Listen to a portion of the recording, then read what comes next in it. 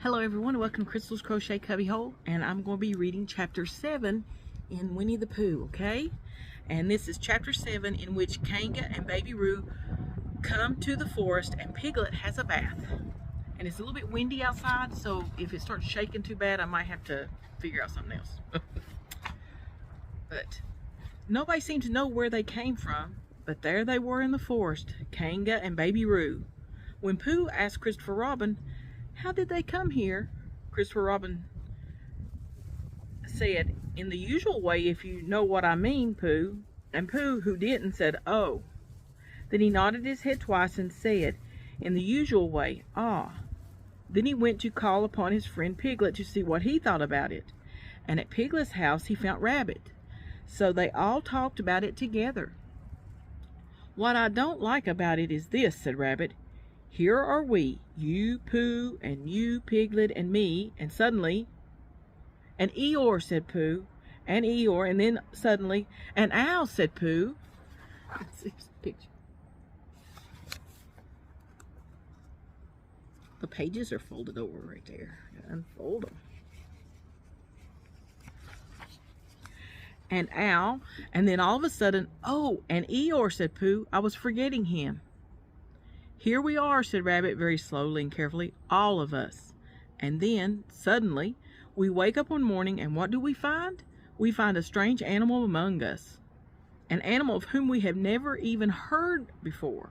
An animal who carries her family about with her in her pocket. Suppose I carried my family about with me in my pocket. How many pockets should I want?" 16, said Piglet. 17, isn't it?" said Rabbit.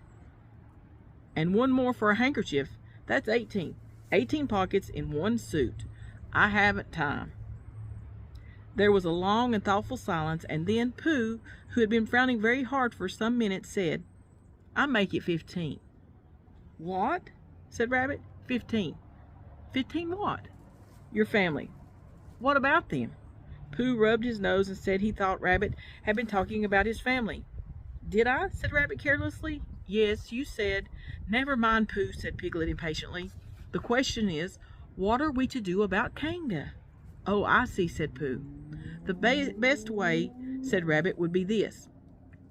The best way would be to steal Baby Roo and hide him, and then when Kanga says, 'Where's Baby Roo?' we say, 'Aha!'" "Aha!" said Pooh, practicing. "Aha! Aha!" "Of course," he went on, "we would say, 'Aha!' even if we hadn't stole Baby Roo." "Pooh," said Rabbit kindly, "you haven't any brain." "I know," said Pooh humbly. "We say 'Aha!' so that Kanga knows that we know where Baby Roo is. 'Aha!' means, well, we'll tell you where Baby Roo is if you promise to go away from the forest and never come back. Now don't talk while I think." Pooh went into a corner and tried saying "Aha!" in that sort of voice. Sometimes it seemed to him that it did mean what Rabbit said, and sometimes it seemed to him that it didn't. "I suppose it's just practice," he thought. "I wonder if Kanga will have to practice too so as to understand it." "There's just one thing," said Piglet, fidgeting a bit. "I was talking to Christopher Robin, and he said that a Kanga was generally regarded as one of the fiercer animals. I am not frightened of fierce animals in the ordinary way, but it is well known that if one of the fiercer animals is deprived of its young, it becomes as fierce as two of the fiercer animals. In which case, 'Aha!' is perhaps a foolish thing to say." "Piglet," said Rabbit, taking out a pencil and licking the end of it, "you haven't any pluck." "It is hard to be brave," said Piglet, sniffling slightly, "when you're only a very small animal." Rabbit, who had begun to write very busily, looked up and said, "It is because you are a very small animal that you will be useful in the adventure before us."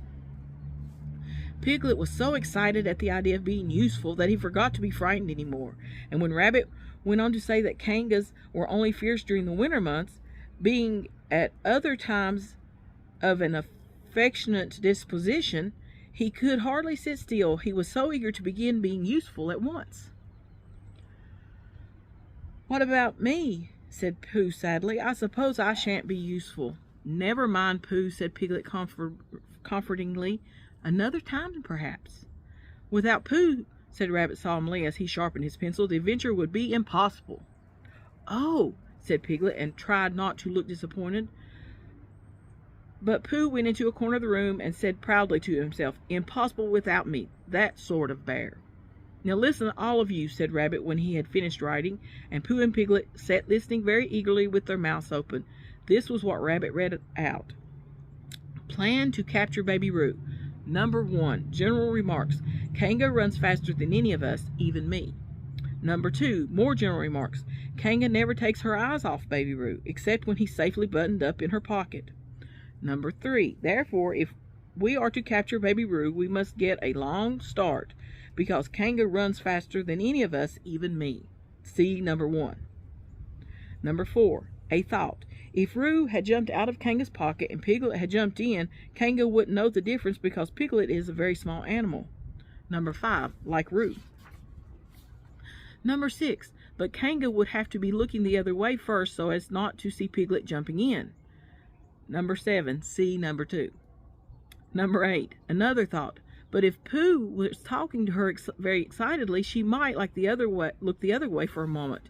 Number 9, and then I can run away with Roo. Number 10, quickly.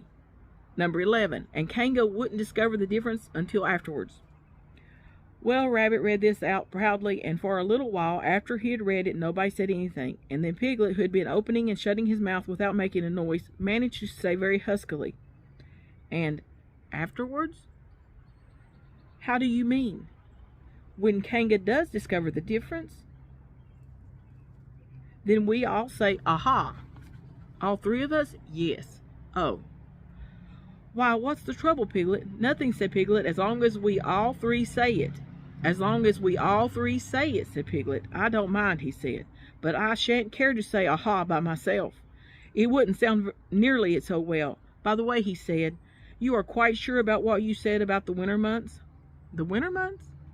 "Yes, only being fierce in the winter months." "Oh, yes, that's all right." "Well, Pooh, you see what you have to do?" "No," said Pooh Bear. "Not yet," he said. "What do I do?"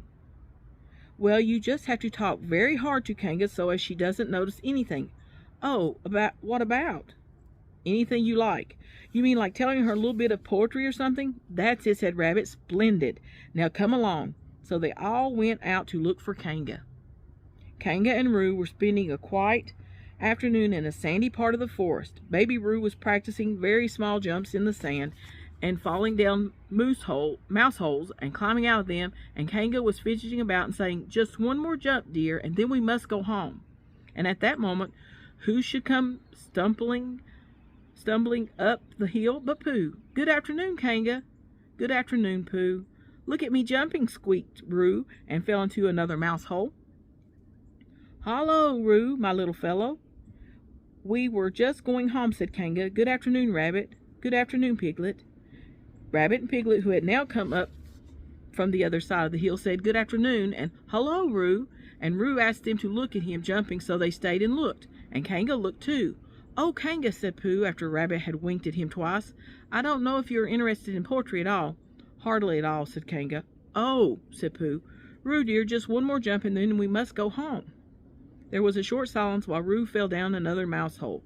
"Go on," said Rabbit in a loud whisper behind his paw. "Talking of poetry," said Pooh, "I made up a little piece as I was coming along. It went like this. Now let me see."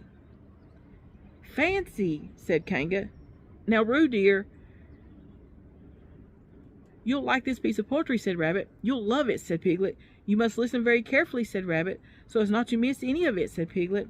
"Oh, yes," said Kanga, but she still looked at Baby Roo. "How did it go, Pooh?" said Rabbit. Pooh gave a little cough and began. Lines written by a bear of a very little brain. On Monday, when the sun is hot, I wonder to myself a lot. Now, is it true or is it not, that what is which and which is what? On Tuesday, when it hails and snows, the feeling on me grows and grows, that hardly anybody knows if those are these or these are those. On Wednesday, when the sky's blue and I have nothing else to do, I sometimes wonder if it's true that who is what and what is who. On Thursday, when it starts to freeze and hail frost twinkles on the trees, how very readily one sees that these are whose, but whose are these? On Friday, "Yes, it is, isn't it?" said Kanga. not waiting to hear what happened on Friday. Just one more jump, Roo dear, then we really must be going. Rabbit gave Pooh a hurrying up sort of nudge. Talking of poetry, said Pooh quickly, have you ever noticed that tree right over there? Where? Said Kanga. Now, Roo, right over there, said Pooh, pointing behind Kanga's back. No, said Kanga. Now jump in, Roo dear, and we'll go home. You ought to look at that tree right over there, said Rabbit. Shall I lift you in, Roo? And he picked up Roo in his paws. I can see a bird in it from here, said Pooh. Or is it a fish? You ought to see that bird from here, said Rabbit, unless it's a fish. It isn't a fish, it's a bird, said Piglet. So it is, said Rabbit. Is it a starling or a blackbird, said Pooh. That's the whole question, said Rabbit. Is it a blackbird or a starling? And then at last Kanga did turn her head to look, and the moment that her head was turned, Rabbit said in a loud voice, in you go, Roo, and in jumped Piglet into Kanga's pocket, and off scampered Rabbit with Roo in his paws as fast as he could. Well, where's Rabbit? Said Kanga, turning round again. Are you all right, Roo dear? Piglet made a squeaky Roo noise from the bottom of Kanga's pocket. Rabbit had to go away, said Pooh. I think he thought of something he had to go and see about suddenly. And Piglet? I think Piglet thought of something at the same time, suddenly. Well, we must be getting home, said Kanga. Goodbye, Pooh, and in 3 large jumps she was gone. Pooh looked after her as she went. I wish I could jump like that, he thought. Some can and some can't. That's how it is. But there were moments when Piglet wished that Kanga couldn't. Often when he had a long walk back home through the forest, he had wished that he were a bird. But now he thought jerkily to himself at the bottom of Kanga's pocket, if this is flying, I shall never really take to it. And as he went up in the air, he said, oh, and as he came down, he said, ow, and he was saying, oh, wow, oh, wow, oh, wow, all the way to Kanga's house. Of course, as soon as Kanga unbuttoned her pocket, she saw what had happened. Just for a moment, she thought she was frightened, and then she knew she wasn't, for she felt quite sure that Christopher Robin would never let any harm happen to Roo. So she said to herself, if they are having a joke with me, I will have a joke with them. Now then, Roo dear, she said as she took Piglet out of her pocket, bedtime. Aha, said Piglet, as well as he could after his terrifying journey. But it wasn't a very good aha, and Kanga didn't seem to understand what it meant. Bath first, said Kanga in a cheerful voice. Aha, said Piglet again, looking round anxiously for the others, but the others weren't there. Rabbit was playing with Baby Roo in his own house and feeling more fond of him every minute, and Pooh, who had decided to be a Kanga, was still at the sandy place on the top of the forest practicing jumps. I am not at all sure, said Kanga in a thoughtful voice, that it wouldn't be a good idea to have a cold bath this evening. Would you like that, Roo dear? Piglet, who had never been really fond of baths, shuddered a long, indignant shudder, and said in as brave a voice as he could, Kanga, I see the time has come to speak plainly. Funny little Roo, said Kanga as she got the bath water ready. I am not Roo, said Piglet loudly. I am Piglet. Yes, dear, yes, said Kanga soothingly, and imitating Piglet's voice too. So clever of him, she went on as she took a large bar of yellow soap out of the cupboard. What will he be doing next? Can't you see? Shouted Piglet. Haven't you got eyes? Look at me. I am looking, Roo dear, said Kanga rather severely. And you know what I told you yesterday about making faces. If you go on making faces like Piglet, you will grow up to look like Piglet. And then think how sorry you will be. Now then, into the bath, and don't let me have to speak to you about it again. Before he knew where he was, Piglet was in the bath, and Kanga was scrubbing him firmly with a large, lathery flannel. Ow, cried Piglet. Let me out. I'm Piglet. Don't open the mouth, dear, or the soap goes in, said Kanga. There. What did I tell you? You did it on purpose, sputtered Piglet as soon as he could speak again, and then accidentally had another mouthful of lathery flannel. That's right, dear. Don't say anything, said Kanga, and in another minute Piglet was out of the bath and being rubbed dry with a towel. Now, said Kanga, there's your medicine, and then bed. Well, what medicine, said Piglet. To make you grow big and strong, dear. You don't want to grow up small and weak like Piglet, do you? Well, then. At that moment, there was a knock at the door. Come in, said Kanga, and in came Christopher Robin. Christopher Robin, Christopher Robin, cried Piglet. Tell Kanga who I am. She keeps saying I'm Roo. I'm not Roo, am I? Christopher Robin looked at him very carefully and shook his head. "You can't be Roo," he said, "because I've just seen Roo playing in Rabbit's house." "Well," said Kanga, "fancy that. Fancy my making a mistake like that." "There you are," said Piglet. "I told you so. I'm Piglet." Christopher Robin shook his head again. "Oh, you're not Piglet," he said. "I know Piglet well, and he's quite a different color." Piglet began to say that this was because he had just had a bath, and that he thought that perhaps he wouldn't say that, and as he opened his mouth to say something else, Kanga slipped the medicine spoon in, and then patted him on the back and told him that it was really quite a nice taste when you got used to it. "I knew it wasn't Piglet," said Kanga. "I wondered who it could be." "Perhaps it's some relation of Pooh's," said Christopher Robin. "What about a nephew or an uncle or something?" Kanga agreed that this was probably what it was, and said they would have to call it by some name. "I shall call it Pootle," said Christopher Robin. "Henry Poodle for short." And just when it was decided, Henry Poodle wriggled out of Kanga's arms and jumped to the ground. To his great joy, Christopher Robin had left the door open. Never had Henry Poodle Piglet ran so fast as he ran then, and he didn't stop running until he got quite close to his house. But when he was 100 yards away, he stopped running and rolled the rest of the way home, so as to get his own nice comfortable color again.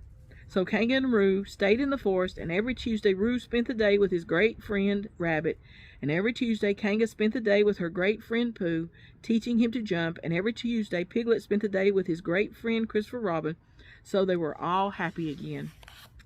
And that's the end of chapter 7. So we will read chapter 8 next Monday. Talk to you guys later. Bye for now.